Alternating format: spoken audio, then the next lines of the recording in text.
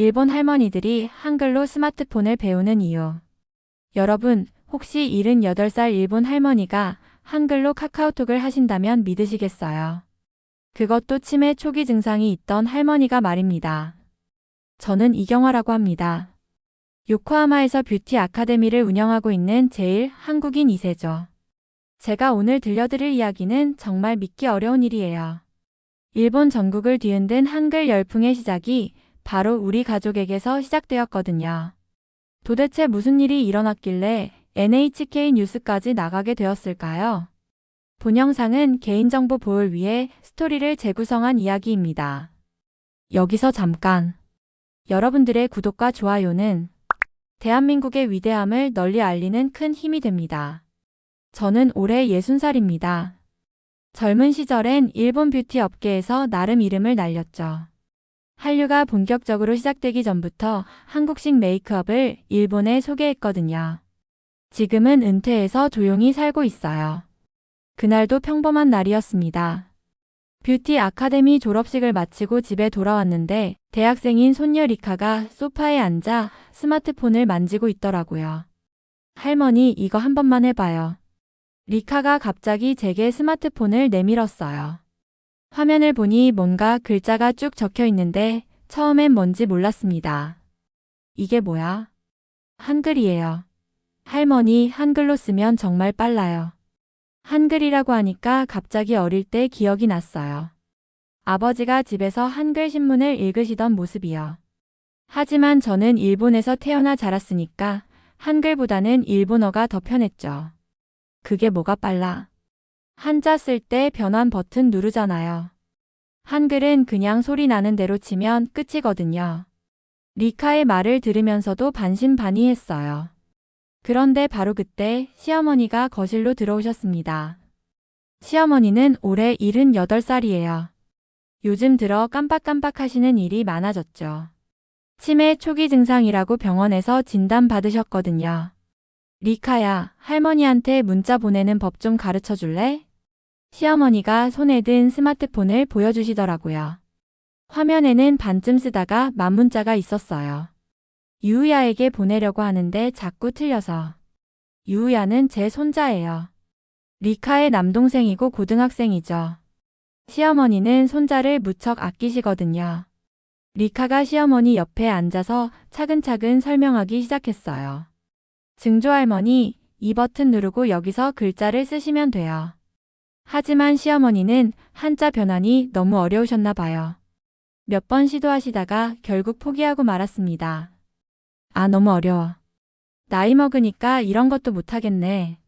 시어머니가 한숨을 쉬며 스마트폰을 내려놓으시는 모습을 보니 마음이 아팠어요.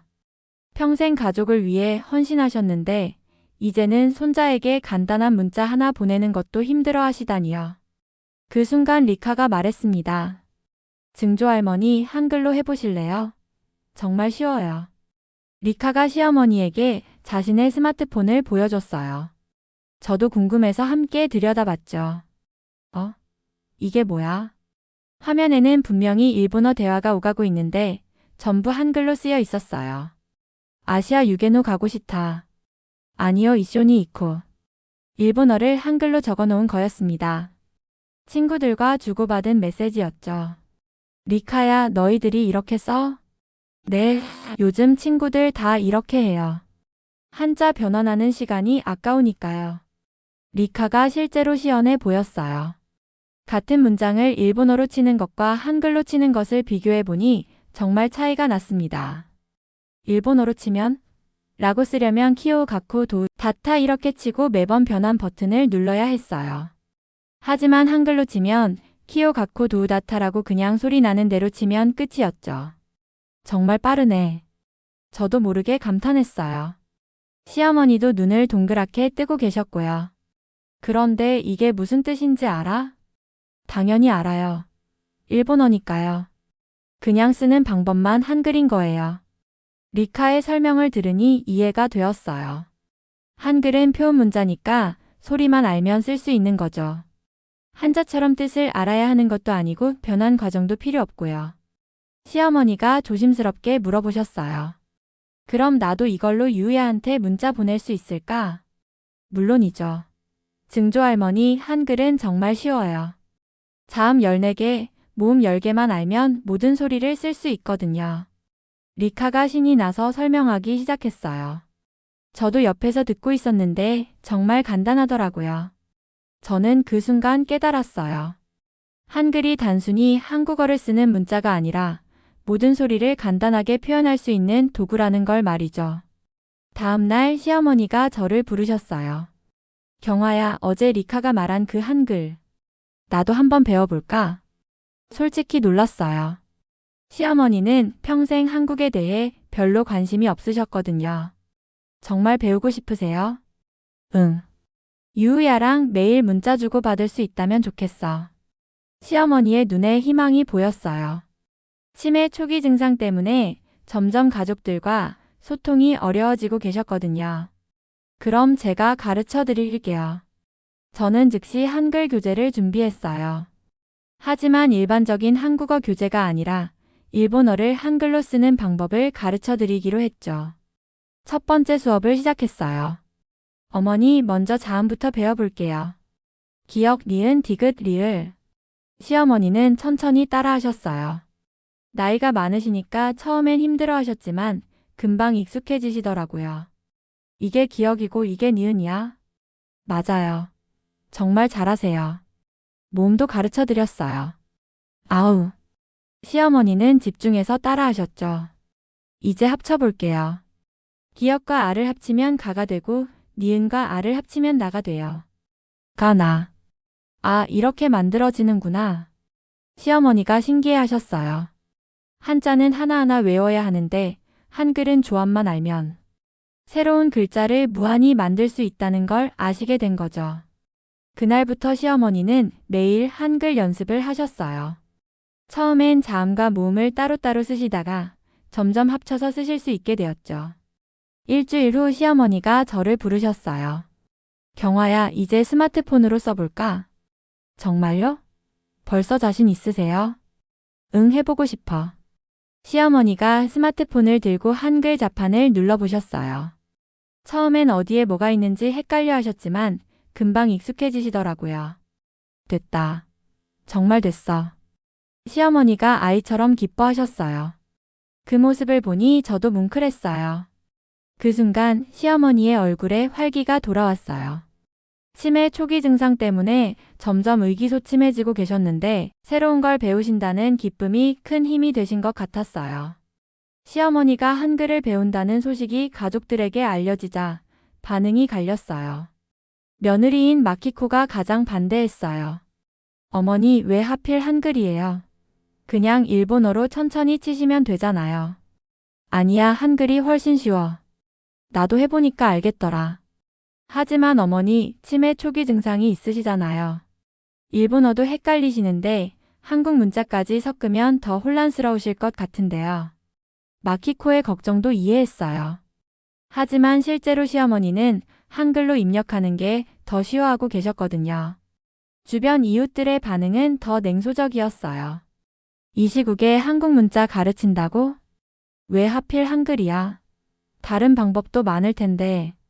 저는 그런 말들을 들을 때마다 속상했어요. 하지만 시어머니가 실제로 변화하는 모습을 보고 있었기 때문에 포기할 수 없었죠.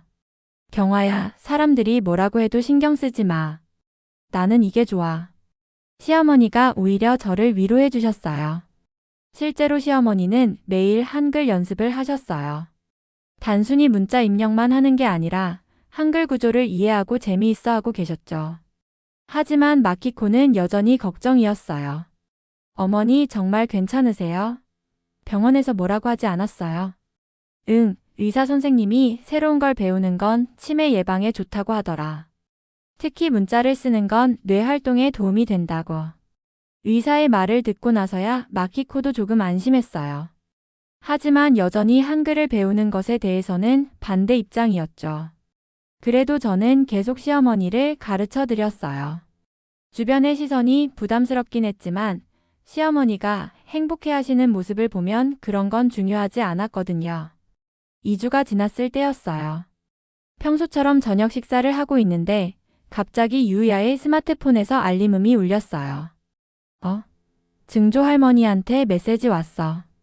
유야가 스마트폰을 보더니 눈을 동그랗게 뜨더라고요. 어떻게 된 거지? 이거 한글이야. 저희 모두 유야의 스마트폰을 들여다봤어요. 화면에는 이런 메시지가 있었죠. 유야, 오늘 학교 어땠니? 증조 할머니가 쿠키 만들었어. 집에 오면 같이 먹자. 분명히 시어머니가 보낸 메시지인데 전부 한글로 적혀 있었어요. 유야가 시어머니를 찾아 2층으로 올라갔어요. 저희도 따라갔죠. 증조 할머니 메시지 받았어요. 정말?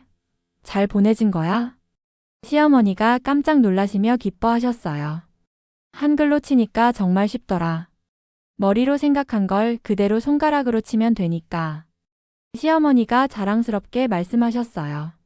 유야가 즉시 답장을 보냈어요. 와, 정말 대단해요, 증조 할머니. 학교 잘 다녀왔어요.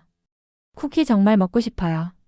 시어머니가 유야의 답장을 보시고 눈물을 글썽이셨어요. 유야가 답장을 줬어. 정말 답장을 줬어. 그 순간 저는 뭔가 뭉클해졌어요. 시어머니는 평생 가족을 위해 헌신하셨는데 나이가 들면서 점점 소외되고 계셨거든요.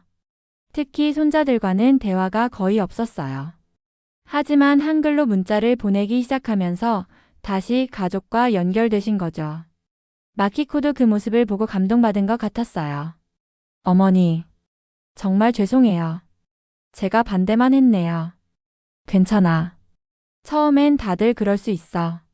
나도 처음엔 한글이 뭔지 몰랐으니까. 시어머니의 말씀을 들으니 그동안의 고생이 다 보상받는 기분이었어요. 시어머니의 변화는 금세 동네 소문이 났어요. 특히 스마트폰 사용을 어려워하던 다른 어르신들이 관심을 보이기 시작했죠. 어느 날 동네 복지센터에서 연락이 왔어요. 이경화 씨, 혹시 시간 되시면 저희 센터에서 어르신들을 위한 특별 강의를 해주실 수 있나요? 처음엔 망설였어요. 제가 전문 강사도 아니고 혹시 문제가 생기면 어떻게 하나 싶었거든요. 하지만 시어머니가 적극적으로 지지해 주셨어요. 경화야, 해봐. 나처럼 어려워하는 사람들이 많을 거야. 첫 번째 수업날 10명의 어르신이 오셨어요. 다들 70대 이상이셨죠. 안녕하세요. 저는 이경화입니다. 아, 소문의 그분이시군요. 어르신들이 관심을 보여주셨어요. 저는 시어머니를 소개해 드렸어요. 안녕하세요. 저는 78살 아키코입니다. 2주 전까지는 스마트폰을 거의 사용하지 못했어요. 정말요? 네, 문자 하나 보내는 게 너무 어려웠거든요. 그런데 한글을 배우고 나니까 정말 쉬워졌어요. 시어머니가 실제로 스마트폰으로 한글 문자를 치는 모습을 보여주셨어요. 어르신들이 깜짝 놀라셨죠. 정말 빠르네요. 어떻게 이렇게 쉽게 하세요? 한글은 소리 나는 대로 치면 되거든요. 한자처럼 변환할 필요가 없어요. 제가 한글의 기본 원리를 설명해 드렸어요. 자음 14개, 모음 10개만 알면 된다는 것, 조합해서 무한히 만들 수 있다는 것까지요. 정말 24개만 알면 돼요. 네, 한자는 수천 개를 외워야 하지만 한글은 24개만 알면 모든 소리를 쓸 수 있어요. 첫 번째 수업이 끝나고 나서 어르신들의 반응이 뜨거웠어요. 다음 주에도 와주세요. 우리도 배우고 싶어요. 그렇게 매주 화요일마다 복지센터에서 한글 수업을 하게 되었어요. 처음 10명으로 시작했는데 입소문이 나면서 점점 늘어나더라고요. 한 달 후에는 30명이 되었어요. 선생님, 저도 이제 손자한테 문자 보낼 수 있어요. 저는 며느리랑 매일 대화해요.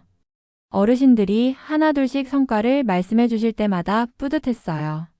복지센터의 한글 수업은 단순한 스마트폰 사용법 교육을 넘어서 어르신들의 소통 공간이 되었어요. 어느 날 복지센터에서 급하게 연락이 왔어요. 이경화 씨, 큰일 났어요. NHK에서 취재를 오겠다고 해요. NHK요? 왜요? 요코하마의 한글 열풍에 대해 취재하고 싶다고 하네요. 정말 놀랐어요. 단순히 동네에서 한글을 가르치는 정도인 줄 알았는데 전국적으로 알려진 거였어요. 다음 주 화요일 NHK 취재진이 복지센터에 왔어요. 안녕하세요. NHK 사회부 기자 야마다입니다. 젊은 여자 기자가 저에게 인사했어요. 일본 노인들이 한글을 배우는 이유라는 제목으로 취재하고 있어요. 기자가 수업 모습을 촬영했어요. 어르신들이 한글로 문자를 치는 모습, 가족들과 주고받는 메시지까지요. 시어머니가 카메라 앞에 서셨어요. 저는 78살 아키코입니다. 2달 전까지는 스마트폰을 거의 사용하지 못했어요. 한글을 배우게 된 계기가 뭔가요? 손자에게 문자를 보내고 싶었는데 한자 변환이 너무 어려웠어요. 그런데 한글은 소리 나는 대로 치면 되니까 정말 쉬워요. 시어머니가 스마트폰으로 한글 문자를 치시는 모습을 촬영했죠. 와, 정말 빠르시네요. 한자로 치는 것보다 얼마나 빠른가요? 3배는 빨라요. 전에는 한 문장 치는데 5분도 걸렸는데 이제는 1분이면 충분해요. 기자가 다른 어르신들에게도 인터뷰했어요. 처음엔 한글이 이상했는데 배우고 보니까 정말 과학적이에요. 며느리랑 매일 대화할 수 있게 되어서 너무 좋아요. 어르신들의 생생한 증언이 이어졌어요. 일주일 후 NHK 뉴스에 저희 이야기가 나왔어요. 제목이 정말 인상적이었죠. 일본 노인들이 한글을 배우는 이유 디지털 소외 해결의 새로운 방법. 뉴스가 나간 후 반응이 폭발적이었어요. 전국에서 문의 전화가 쏟아졌거든요. 저희 지역에서도 할 수 있나요? 교재는 어디서 구할 수 있나요? 요코하마 시청에서도 연락이 왔어요. 이경화시 시에서 정식으로 지원하고 싶습니다. 정말 꿈만 같았어요. 시어머니 한 분을 가르치면서 시작된 일이 이렇게 커질 줄은 상상도 못했거든요. NHK 방송 이후 한 달이 지났을 때였어요. 시어머니가 저를 급하게 부르셨습니다. 경화야, 와서 좀 봐. 2층으로 올라가니 시어머니가 스마트폰을 들고 계셨어요. 인스타그램이야. 화면에는 시어머니가 만든 쿠키 사진이 올라와 있었습니다.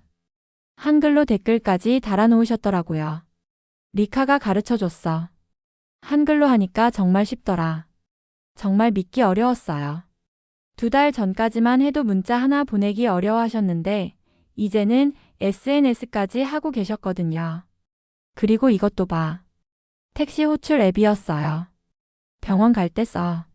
전에는 마키코한테 부탁해야 했는데 이제는 혼자서도 할 수 있어. 며칠 후 시부야구청과 나고야, 오사카에서 연락이 왔어요. 전국적으로 프로그램이 확산되고 있었죠. 저는 강사 양성 과정을 만들어서 다른 지역에 보급하기 시작했습니다. 저는 78살에 한글을 배웠어요. 나이는 중요하지 않아요. 시어머니의 말씀에 다른 지역 어르신들도 용기를 얻으셨어요. 6개월 후 후생노동성에서 공식적으로 전국 사업으로 채택했습니다. 그날 밤 가족 단톡방에 시어머니가 메시지를 보내셨어요. 우리 가족 오늘도 잘 지내나요? 할머니는 매일 행복해요. 사랑하는 가족들과 이렇게 대화할 수 있어서 정말 고마워요. 그 메시지를 보면서 저는 깨달았습니다. 우리가 필요했던 건 첨단 기술이 아니었어요. 서로 연결될 수 있는 방법이었죠. 한글은 단순한 문자가 아니라 소통의 다리였습니다. 나이와 기술 사이의 벽을 허무는 도구였고요. 지금도 전국에서 수많은 어르신들이 한글로 가족과 대화하고 계세요. 시어머니가 78살에 새로운 세상과 연결된 것처럼 언제든 늦지 않습니다.